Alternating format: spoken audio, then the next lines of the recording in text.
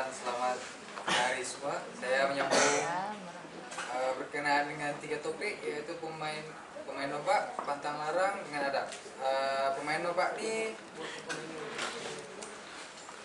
kita fokus kepada 3 saja, yaitu penghulu atau mahaguru. Nama selain penghulu kita boleh lihat tugas dia. Lepas itu kalau besar orang nobak, dia ada 3 nih je golongan yang bermain.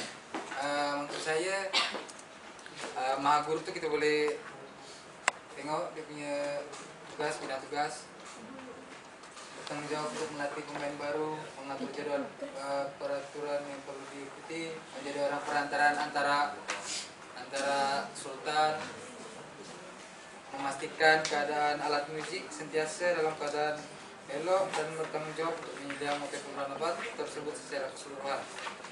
Kalau besar ini pula bertanggung jawab sebagai pembantu kepada penghulu dan juga menguasai kumpulan nobat. Orang nobat ini yang bermain nobat. Oke, saya masuk kepada pantang larang.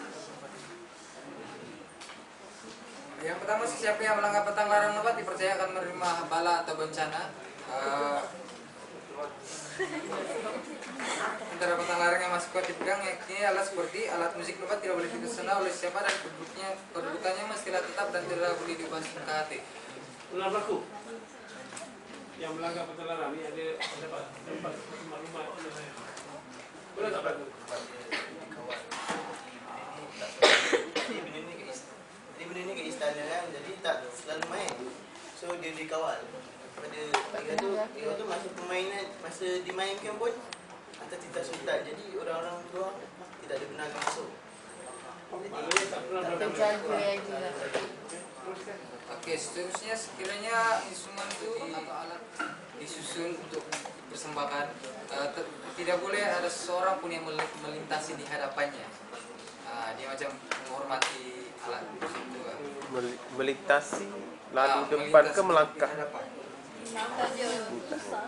Waktu dia nak diletakkan untuk form, paham?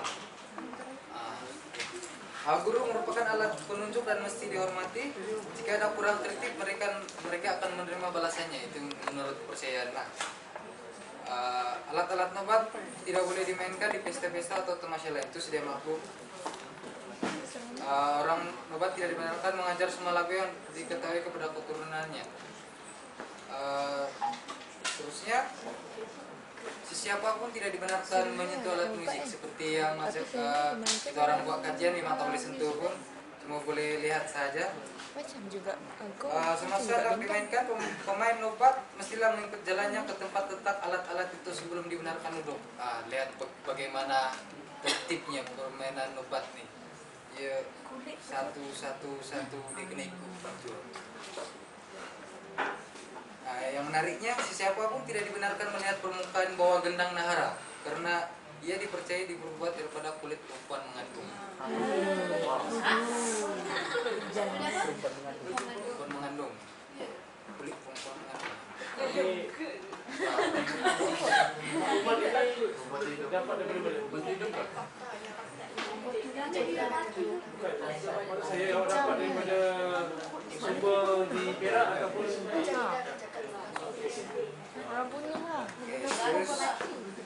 Boleh sekat tu.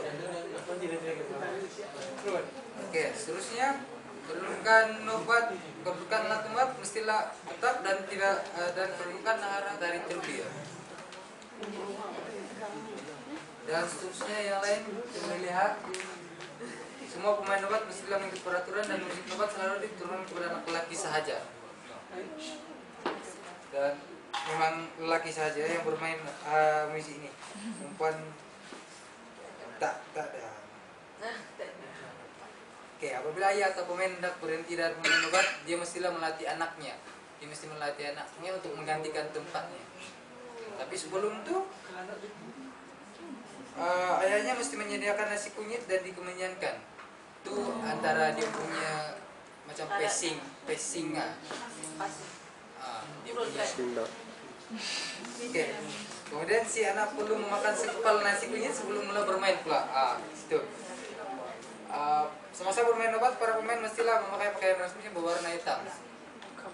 Tak semestinya berwarna hitam sebenarnya. Kalau macam di Perak tuh dia berwarna biru. Warna biru. Ah. Oke, saya masuk dalam adab. Ada bermain nobat. Setiap petang nobat dibalut hingga sampai waktu maghrib.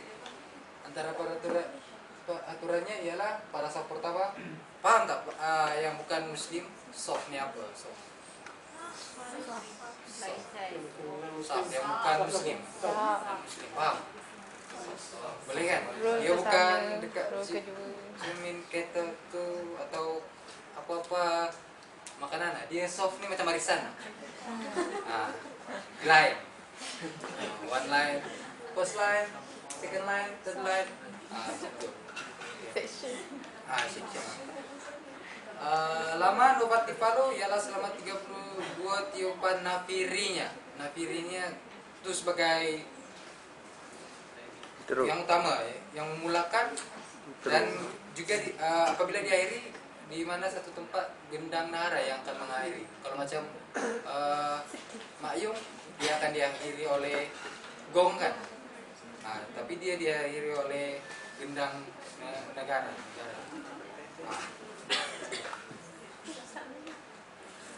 Oke, seterusnya peraturan mengawal obat semasa Raja Berserah yaitu lagu perang. Kita boleh baca sendiri ya rasanya. Oke. Oke, seterusnya kerja lapangan dalam Istana Perak saya serahkan kepada